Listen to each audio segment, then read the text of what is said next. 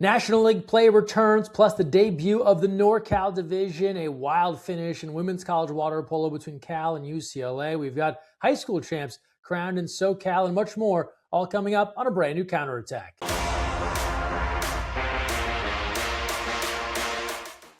Hey everyone, Greg Mescall here. Thanks for joining us on the counterattack here on Overnght and USA Water Polo. Busy show ahead. We'll talk with UCLA interim co-head coach, longtime associate head coach, Jason Falitz. He's taken the reins of the women's program for this 2026 season as Adam Wright tends to some health matters. We'll chat with him in our big conversation. Plus, CIF results in Southern California. Girls high school champions crowned. More to come there. College results. Epic finish in the Bay Area. But we start first with the National League. Week 2 play. SoCal hosting once again. NorCal Division, 18U and Open Division making their debut. A couple of quick reminders. Don't forget every match streaming live right here on Overnght, which means you can also watch them all on demand after the fact if you missed any of the games. And then at usawaterpolo.org every Monday after National League play, we have an NL roundup looking back at some of the big moments, big results, maybe some of the important stats you missed via 6/8 Sports. Make sure you check out both of those areas if you're an NL fan to really get the full experience. We start first with Northern California and some of the big winners through week 1 play. The Olympic Club and Golden Bear having strong starts to open up play in the Open Division, and then La Miranda doing the job in the 18U Division. Full results, again, available at usawaterpolo.org.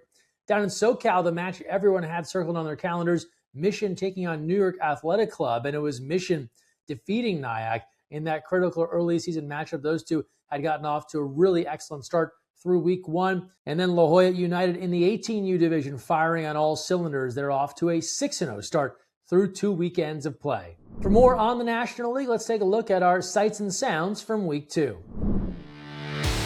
Good afternoon to you wherever you may be. Thanks for joining us. We are set and ready to go. Here for yet another incredible day of water polo.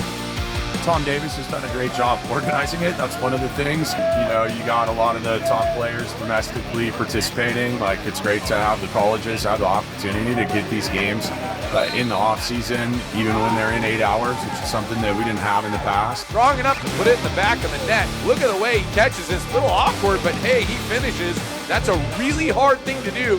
Ability to see, like you said, NC2A stars, NC2A champions, Olympians, is really great for the sport. The list goes on and on and on of the players who have come through his program and gone on to collegiate greatness and immortality. It's been really fun. I mean, it's kind of coming full circle. I grew up playing for the La Miranda Club, and so now being a coach and working with the 18s and working with Guy Bakers, the other coach, it's been really rewarding and cool to get to work with younger athletes and kind of give back to the sport. And then nice too that we have the 18 and unders happening, and then the Open Division playing games with O Club, and so it's fun to kind of be in the water and be coaching, and it's been super rewarding.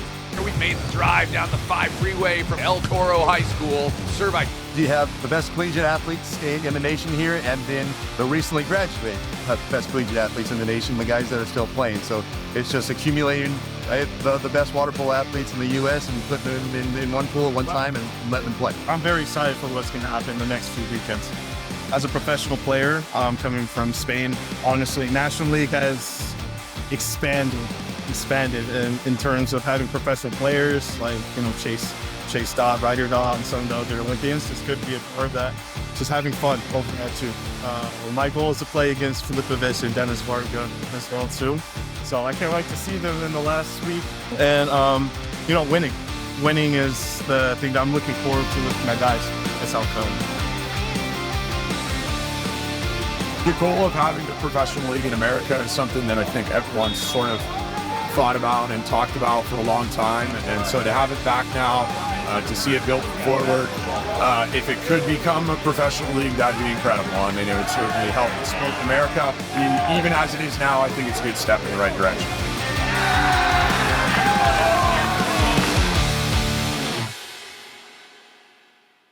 Now on to women's college water polo, and it's only late February, but there was a playoff intensity in Berkeley this past weekend as Cal and UCLA met up.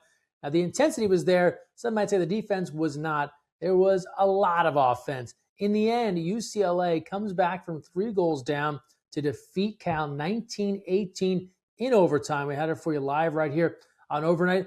Let's take a look at some of the critical plays from that one. And then across the bay, it was Stanford defeating Arizona State. Bears can answer. Drakatu. Inside, they do! Play in the third. This time, Varro. Bonaguidi. Sides coming even, but the Bears, they strike first. It's Bogachenko again. McMurray around the way. Rossi. Smith on the bounce. We're tied at 17. Montalado, now Smith. Smith firing again. Taylor's version. 19-18. UCLA ahead. 1:46 to play. Arizona State, can they capitalize on this power play? And they do. It's Bucic, freshman out of Croatia, and Arizona State played that well. They waited for the right opportunity, and they took it. Delawan. Juliet with some time into the middle, wide open. Quinn Healy is going to score that every time. Diving down into the center. Was nowhere near that. Now here's a breakaway. Quinn. Millie Quinn, he will tally it, yes. Here's a look here, Millie Quinn. She'll take her time and she'll pick her spot. Sierra Brown already has a goal on today, but none from the free position, and she tallies that one. As we watch her line up here, fire away. And now onto our college scoreboard. Washington and Jefferson, Grove City, a little UCLA Cal-esque high-scoring OT. W&J gets the win 18-17 in Golden Goal overtime. Wagner, 6 goals better than Iona. UC Irvine edging UC San Diego 14-10. And then an important matchup looking ahead to the postseason. Michigan defeating Harvard 14-13. Now to high school water polo in Southern California. The winter season coming to a close in the girls' game. CIF LA City Section champions in the Open Division. Birmingham, a perennial favorite, takes it again. Division 1 goes to San Pedro. Meanwhile, Southern Section, Oaks Christian, your Open Division winner. Division 1, Foothill. Division 2, La Serna. Division 3, Bill and Ted fans unite San Dimas. Division 4, Sure. And Division 5, San Bernardino. And then down San Diego way, the Open Division, one of the legendary programs, has another title, the Bishop's School. Division 1, Helix. Division 2, Coronado. And Division 3, Scripps Ranch. And that's a look at all of our champions. Once again, a big congratulations to all the champs, and best of luck to everyone moving on to the CIF State Regional action. We'll have the winners in those matches next week here on the show. Now time for our big conversation. One of the big changes coming into the season on the women's side, UCLA Bruin head coach Adam Wright announcing he has to take some time away to focus on some health issues that were bothering him during the men's season. In steps the combo of Jason Falitz, Matt Kubek, interim co-head coaches. We caught up with Coach Falitz for this week's big conversation. Our latest big conversation here on the counterattack. We're talking with the longtime associate head coach, now co-head coach for the UCLA Bruins, Jason Falitz. Jason, how are you? Good, Greg. Thanks for having me on. Hey, man, we're talking just a couple of days after what can only be classified as a barn burner in Berkeley. Let's start there, and then we'll dive into some other topics. But fresh off of that one, you guys are down 3 on the road. You make a goalie change. You come back, force overtime. That had all the feels. Tell me, how did your team get out of Berkeley with a win? Yeah, I think, look, I did not expect us to be in a shootout of that level, but we try to tell them Cal's a really dangerous team. They're an explosive team. They have a lot of players that can shoot. We gave them too much time with the ball, quite frankly, and didn't protect our goalie early in the game.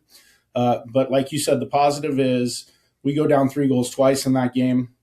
We find a way to score 19, even though we give up 18, which, okay, we've never been a program that's banking on scoring 19 goals. We like to hold teams under 10. But we got out of Berkeley with a win. It just is a testament to them being able to be gritty and come back in moments. And we've done it a few weekends in a row, but I'm hoping we can get out to better starts moving forward. And then just the performance, some of your key pieces, and we talked with Taylor Smith not long ago here on the counterattack about someone I felt that has just been like quietly under the radar. I mean, if you can be an All-American and score 40 goals and kind of not be given your due, but man, so clutch late in that game for you guys. Yeah, she's had an incredible year. I think she's playing with a lot of confidence right now, and that game's a great example. She earlier in the game probably has some clean looks that she'd like to have back, where maybe she doesn't hit the face of the goal, but she has the confidence at the end of the game with 28 seconds or whatever it was left. She hits a massive shot for us to put the game into overtime, and she's been huge for us this year. And then you talked about kind of the shooting and protecting your goal. You end up making a change there late in that match, going from Steele to Niz. Take me through that. I know those aren't lightly made decisions. So how do you get to that place, and then where do you go from there as you move down the season? Yeah, it's tough. I mean, we have two really, really good goalies. Obviously, Lauren Steele is a national team level goalkeeper. Quite honestly, the game always looks different when you go back and watch it on video. We did not put her in a great position early in the game, especially in the first half. There was not hands in front of her. Quite frankly, the ball was reversing from one side to the other side into centers. She didn't have blocks in front of her. So I think, she's a mentally tough player. But as we got into the second half, I think just the amount of goals that had been put on without blocks, etc., I think it was a good opportunity for Joey to go in, who I 100% have trust in. She's a great goalie. Quite frankly, she's a starting goalie, but she plays as a backup. We have that luxury. And she came in and she didn't miss a beat. It was pretty incredible. She blocks a penalty, made a huge save on a 7-on-6 at the end of the game to put the game into overtime. And no, it's not an easy decision. But again, I wanted to also give Joey a chance. And it was a rough 3 quarters for Lauren, and that's not her fault. I think she probably wants to have a couple back she missed, but really our defense has got to be better in front of her. And then just last note on that game, because you don't want to make too much out of a game in February, but you talk about the defense and the offense. It's such a kind of an anomaly type game for your team in a number of ways. So what do you want to take from a game like that? Is it just about being able to be gritty on the road? Like what's the big takeaway for you? I mean, the positive takeaway is that we can win a game like that, where we can put 19 goals on the board against a really good team on the road. The other thing is we're gonna watch a lot of video this week. They're probably not gonna like seeing all of it, but quite frankly and simply, our defense has to be much better. That's not the UCLA standard of since I've been here, And again, credit to Cal; they hit some really good shots. But we got to go back to the drawing board and get back to our details, our basics, and really we're trying to make things simple. So we're not making, like you said, it's a game in February. It's not the end all be all game, but we can learn a lot from it. Now, taking a step back, change for you this season. You've been with UCLA over a decade, but Adam Wright announcing he's going to take some time away from the team, focus on his health. Of course, wishing him well. But take us through that journey for you to then be named co-head coach, and you'd been with the program a long time. Did you have a sense this was coming? Was it something you were able to kind of plan for a bit more? How did it come to you, and then how'd you get ready to take the reins this season? Yeah, there was no question that Adam was dealing with some stuff with his body during the men's season that he wasn't able to address. And of course, the most important thing is your health. So did I have as much run up as, no, probably not. It was a couple, I had probably 3 weeks, 4 weeks. But again, like you said, I've been with this program for a long time. These are women that I've been with for years, since they've been freshmen. I've been with Adam for 10 plus years. He's a great mentor. I've been able to learn so much here. In my opinion, he's the best coach in the country. And so being able to absorb that, to be in a program like this for such a long time, I think the transition maybe wasn't as hard as someone coming from the outside. Maybe wasn't as hard for the players since I have been here, but it's for sure different. And I'm embracing the new role. I love it. We got a great group. But again, I would have loved to have more time, but it is what it is. And I was ready to roll. I've been here a long time. So. Yeah, with that in mind, right, it's such a strong foundation, and you've been a part of that staff for a number of years. So I highly doubt you came in on day one and were like, hey, like scrap everything, like we're doing it this way, right? But you've also been a coach elsewhere, club, other levels. Is there a little something with this season or this team that is a little bit like your spin or your take on something that is maybe just slightly different than Adam Wright? Yes. And look, I've been here for a long time. I've been here for 10 years. So a lot of the things we've been doing for the past 10 years, I'm so ingrained in as far as the way we play on a team, quite honestly, with 11 seniors. I didn't want to flip this thing on its head and be like, we're scrapping everything and now it's completely different and we're going to be playing. No. So, we're playing the same fundamental based game. I do think that, I think that kind of stuff as far as change when you've been at a program, for so long happens gradually. And yes, I'm evolving as this goes on and I'm putting my spin on things. I think I've put probably more emphasis on the offensive end of the pool than maybe we have in the past. But look, what we do here for the last 10 years, I believe in. It's a system I'm so used to. But 100% as that begins to evolve, things will change. Things will change for sure. Over the last 10 years, men's, women's programs, working with them together, always a consistent force, especially the men being able to rack up a lot of championships, women breaking through in 24.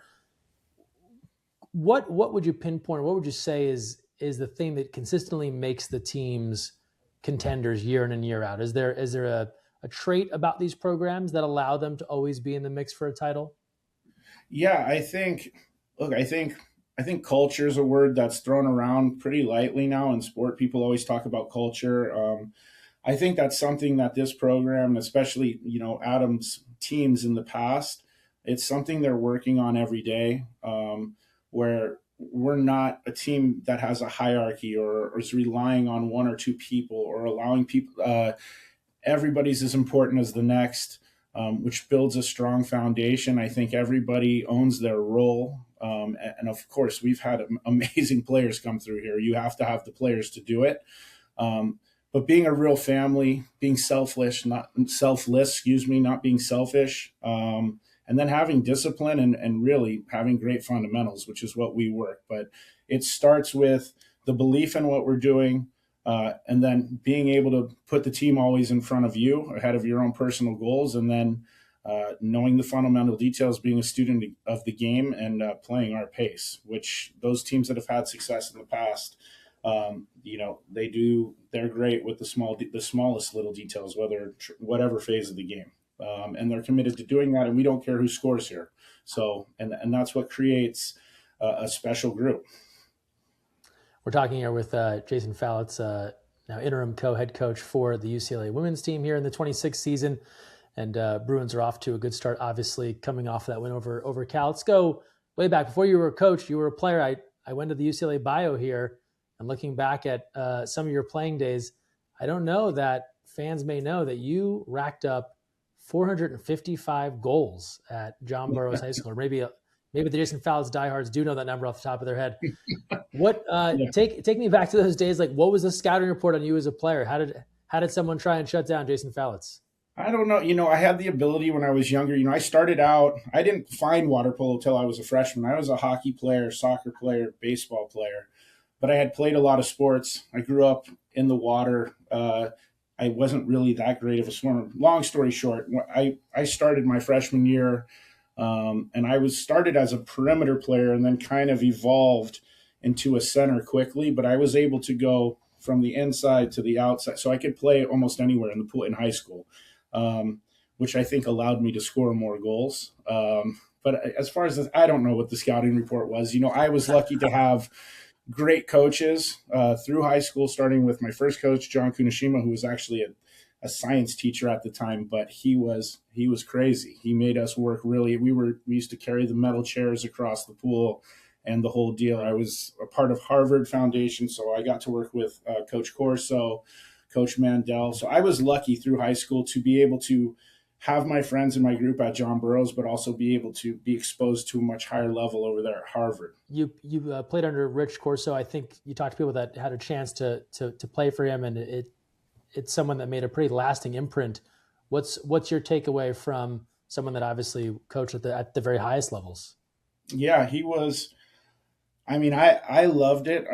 I was used to having really serious coaches. Back to my first coach, who again was a science teacher, but he was gnarly.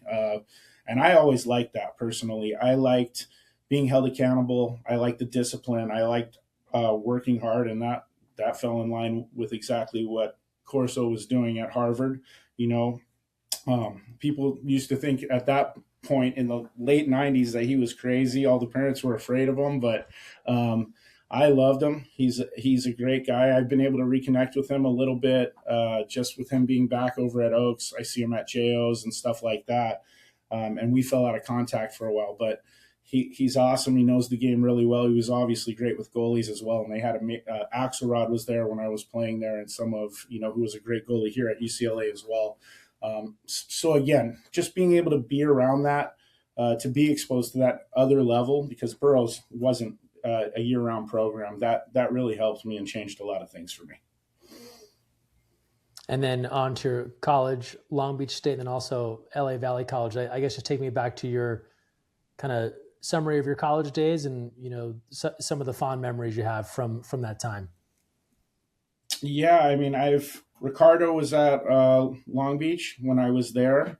And unfortunately that didn't work out, but it was a blessing in disguise. The best thing that ever happened to me was, everybody makes mistakes. I made my own, and I landed in a situation where I went into the working world and tried a bunch of different things, manual labor, print shop. I mean, I was real estate. I was doing all sorts of stuff, and found after an extended period of time that I missed the sport. Luckily, Jim McMillan was at Los Angeles Valley College. I don't know if you know Jim. He coached with Terry Schroeder a long time at Pepperdine.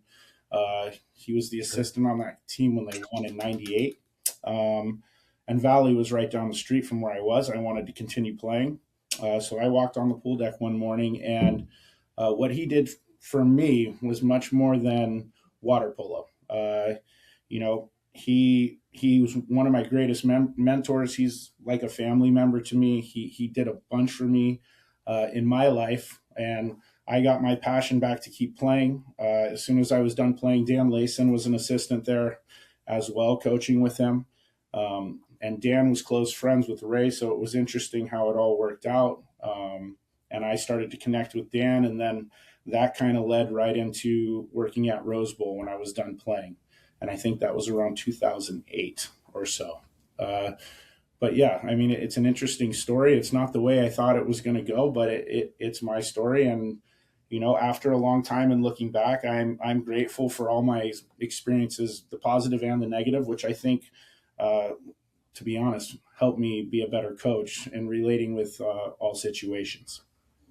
You're leading me right into my next question here, right? You're now the guy that is trying to help 18 to 22-year-olds navigate a critical time in their life. And you went through your own period where it didn't go how you thought it was going to go, and then you figured out a way to make it happen.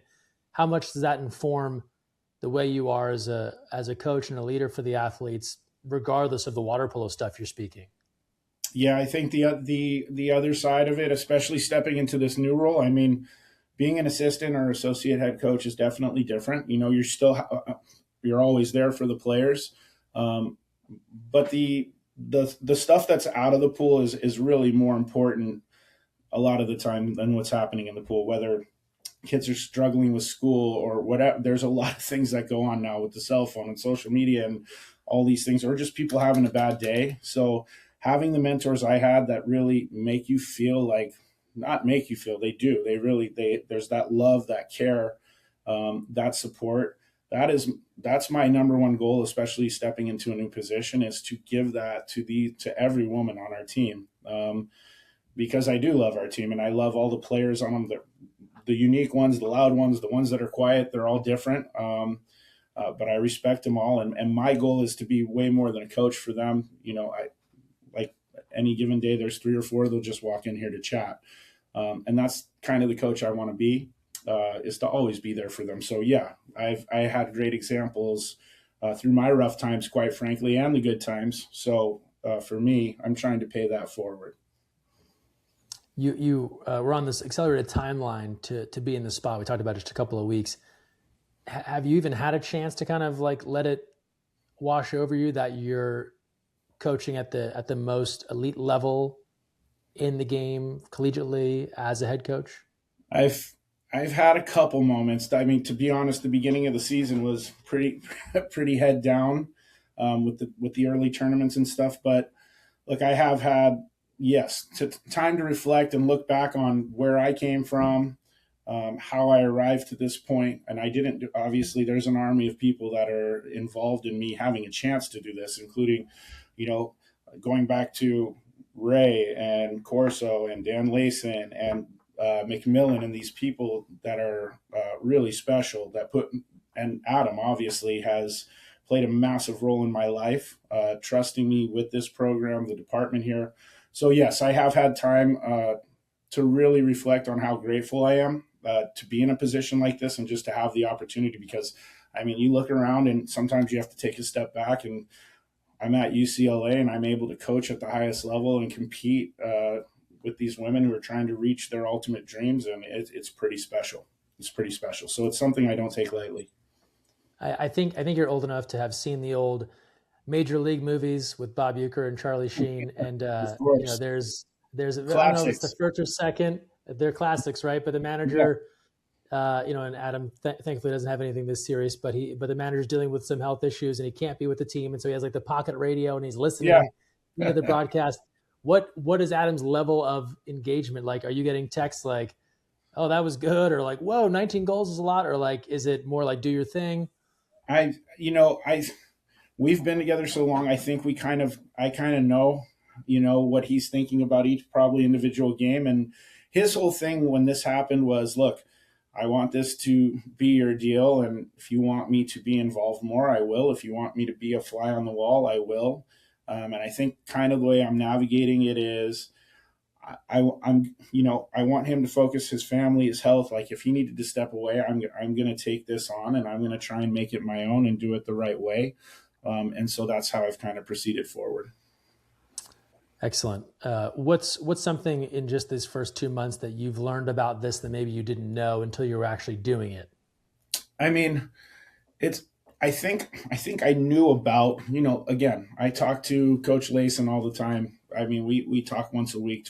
And he always told me it's very different being a head coach. And I've watched Adam for a long time. I've been, again, closely working with him. So I see a lot of the stuff he does behind the scenes.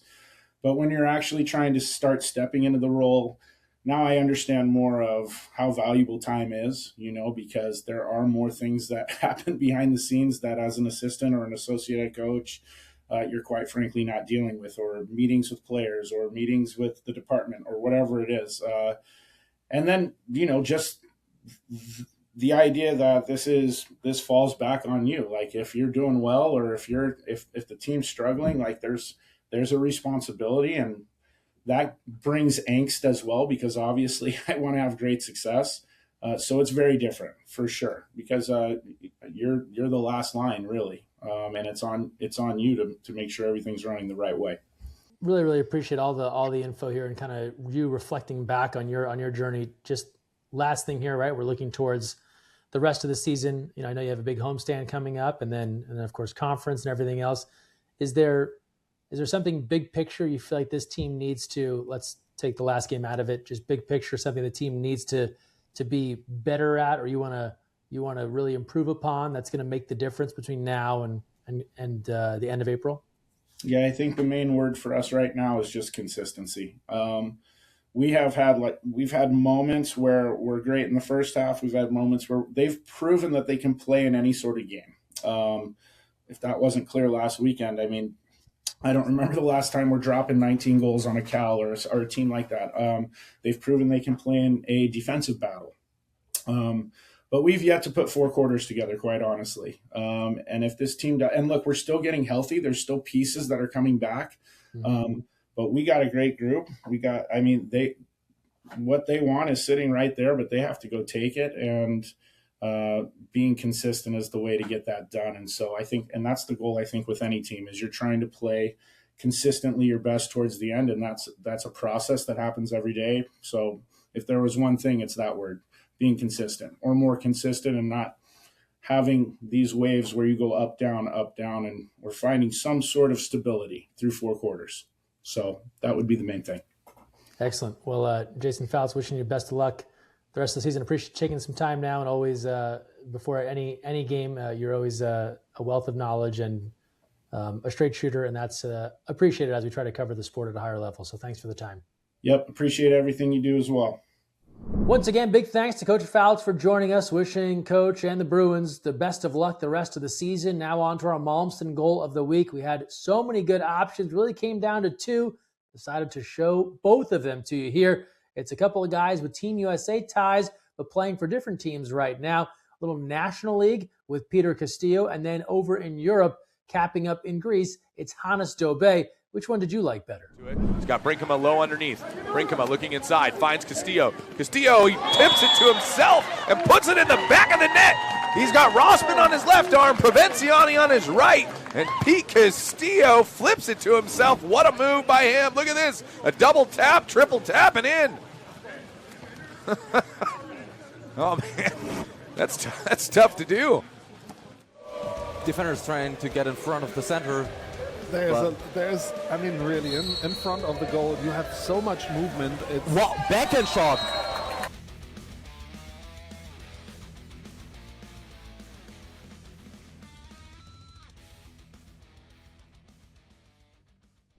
Man, those are both awesome. Castillo, the control there to tip that ball to himself, but then who doesn't like getting to the chopper even halfway? Hannes ripping it from a long way out to score the goal there in international play. Don't forget to share some of your favorite goals, saves, fill blocks. Send us a DM at USAWP. You can also message Overnght or ON Water Polo, and we'll share what you like right here on the show in our highlights section. Now, as we wrap things up, our upcoming events, what's on the way? Well, National League, a little breather now until mid-March. We've got some ODP action on tap. ODP Boys National Championships coming up first weekend of March down in Chula Vista. And a couple of weeks later, as the National League resumes, SoCal only, we also get the ODP Girls National Championships up in the Tri-Valley area of Northern California. And then from there, more NL play as we get into April. Again, a lot of great coverage. Don't forget all the National League action right here on Overnght, all the ODP National Championship action, boys and girls, available from our friends at Goals Game On Live Studio. So make sure you check out their website, and you can find out how you can log on and watch all the action from the ODP National Championships. Once again, thanks so much for being here. Appreciate you joining us on the Counterattack. Don't forget, when you are in the counterattack, look we side.